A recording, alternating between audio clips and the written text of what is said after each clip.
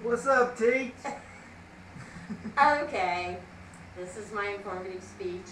As you can see, I have 5 adults.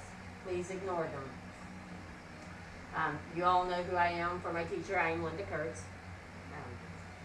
And this is my informative speech, and it is on how to save money using coupons. Okay, the first thing most people want to do when they want to know how to save money with coupons is, where do you get coupons?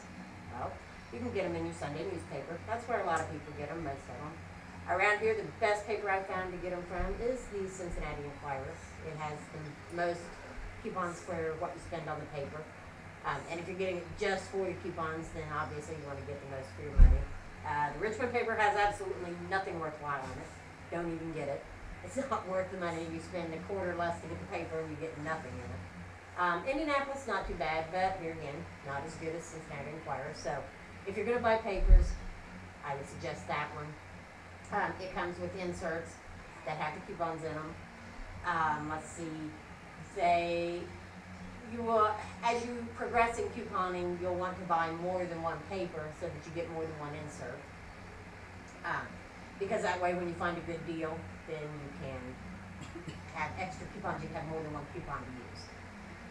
Let's see. Then the next place you can find coupons is on the internet, and you can print them out. Most places will let you print at least two, sometimes a few more than that, and they change monthly. It cycles around, so you get new coupons each month that you can print out. One thing you need to think about and pay attention when you print out internet coupons is where you plan on spending or using your coupons at. Not all stores will let you use internet coupons, so you want to make sure that the store you plan on using them at will take internet coupons. There's been a lot of fraud with people making fake coupons and printing them off and using them. So a lot of stores have gone to not accepting them. So just make sure before you take them and use them that the store does allow you to use internet coupons. Then the other place to get coupons is through clipping sites. These places are run, and they actually have tons and tons and tons of coupons, and you can order them in multiples. You can order, 1, 10, 20, however many you want to get. They do charge a small handling fee for the envelope and postage. Usually runs from about 8 cents to 15 cents a coupon, depending. And these come in really handy when you find great deals. You can order these coupons. Most of them you can order them and they'll have them to you within 2 or 3 days, however long it takes to ship them in the mail. Most of the clipping sites also have a minimum order, but that's usually only a couple of dollars, maybe $2 or $3, and that's just so that they can cover their costs. It takes a lot for them to put these coupons and have them handy and package them and everything, so they do ask for just a minimum order, but it comes in really handy, like I said, if you want or need a large amount of coupons for a really good deal. Okay, the next thing you're probably thinking is, okay, I've got all these coupons, I went out, I bought them, I've been, gathering them up. What the heck do I do with them now? They're just laying around. So you need to organize your coupons somehow so that they're handy, so that you can use them when you want to use them. Okay, the first thing you can do is called the no-clip method. This involves just taking your inserts and putting them in a hanging folder or a file folder, or finding a spot where you can keep them all together, and then when you get the paper, after you take your inserts out, you can mark on the front of it the paper and the date. Like in this case, in this area, since you can get the Cincinnati Enquirer, the Indianapolis Star, or the Richmond paper, you can mark whichever paper you got it and that date of that Sunday on it. That way you know exactly which paper it came from. That comes in handy later on if you use one of the sites that matches coupons for you, because most of them will list the coupon by the date it came out. So then all you have to do is go and grab and you say, oh, it was in the 11/14 circular. Here it is, and you pick it right out and find the coupon you need. The bad thing about the method of the no-clip method is that you don't always have your coupons with you if you run across a good deal. They're at home. So some people like to have their coupons with them at all times, so that if they run into clearance, something that's been marked down, or something like that, or just a good deal, a manager special that wasn't advertised, they've got their coupons with them. So one of the ways to do that, if you want to do that and organize your coupons and keep them with you, is to use a binder, which I brought mine along. Just use a binder, and I borrowed Raven's old binder because I didn't want to spend a lot of money until I saw if I liked this method or not. The good thing about this is it zips up, so if you drop it, you don't have coupons flying everywhere. And then you just have, happen to have two of them. I have two pencil pouches. In this one, you can't see it, so I've got some coupons in front of it, but I have scissors, a highlighter, and a calculator. And then this one I just use, if I put coupons ahead of time and I don't have time to organize them, I put them in here until I have time, and that way they're contained and not flying around. And then I have, these are baseball card pages. They have 9 pockets, and I organize them by frozen foods, dairy, drinks, and then I have just all my food products, and then I have paper goods such as toilet paper, laundry soap, household items, and then finally I have like health and beauty, which is shampoo, conditioner, makeup, all those kinds of things that you would use. And then last I actually have a page that's for baby stuff since I have grandkids. And you never know when I might run across a good deal on diapers or something. If not, I just give them to my daughter because she can use them.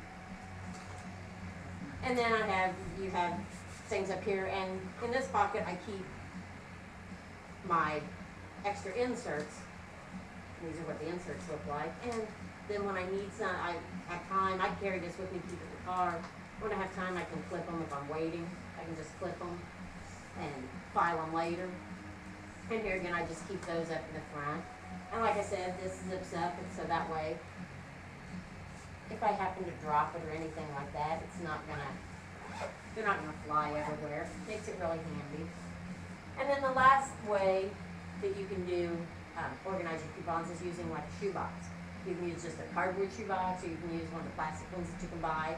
And you take envelopes, and with the envelopes, then you take like an index card or something, and you cut it in strips, and you can write on each one what it's for: dairy, frozen foods, canned goods, and you staple it to the envelope, and then you just put your coupons in the envelope, and then you just line them up in the shoebox, and the shoebox will sit right in the seat part of the cart there. Awesome.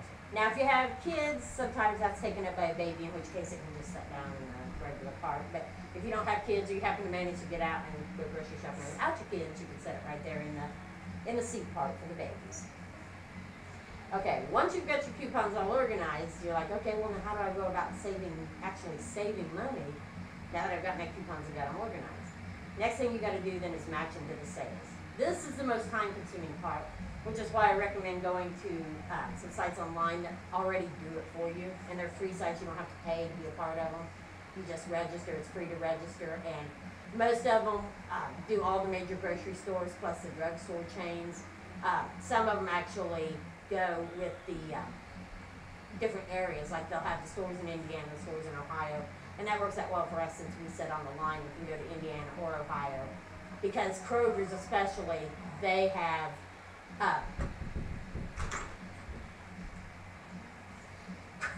Kroger's, sorry, we have a small interruption with somebody coming in.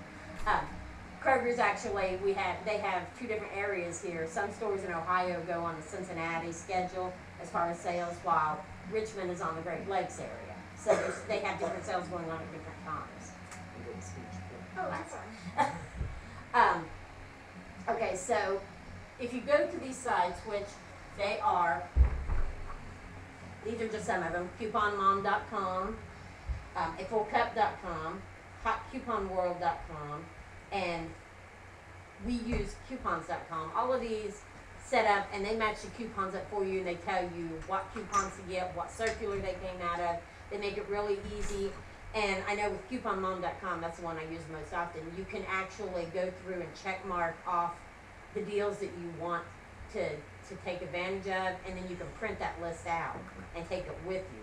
And it makes it really easy when you go to the store then. And you can do that for both grocery stores and the drugstores: CVS, Walgreens, Walmart.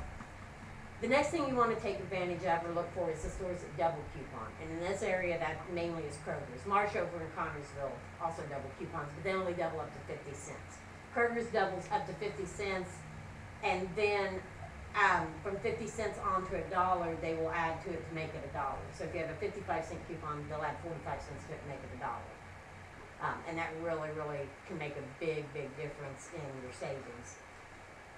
Then there's the drugstore reward programs. These take a little bit to get started on, but once you get started, they can really save you money. You have CVS and their extra care bucks.